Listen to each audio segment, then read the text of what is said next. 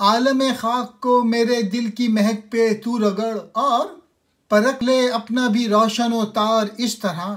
दिल ना कहीं लगा सका मैं दो जहां से कट रहा, पहुंचूं तेरे हुजूर में रोजे शुमार इस तरह। फाख्ताए कोहन नवा मेरी फुगा पे कह उठी, गाया नहीं किसी ने यहाँ नगमा पार इस तरह। पानी और मिट्टी के इस जहां यानी इंसान के खाकी जिस्म को मेरे दिल की कसौटी के मुताबिक कर दे और इसमें खैर व शर को परखने का मयार कायम कर दे, क्योंकि जो चीज़ मेरे दिल की कसौटी पर पूरी उतरेगी वो ठीक होगी वरना गलत होगी, क्योंकि खैर व शर की पहचान मोमिन दिल ही कर सकता है।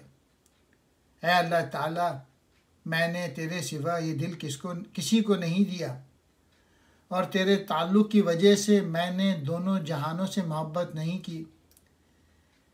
मैं हशर के दिन तेरे पास इस हालत में पहुंचूंगा। और आखिरी शेर में कह रहे हैं, बाग़े जहां में पुराने गीत गाने वाली फाख्ता ने जब मेरी फरियाद यानी मेरी शायरी सुनी तो बोली कि बाग में किसी ने पुराना नगमा इस अंदाज से नहीं गाया।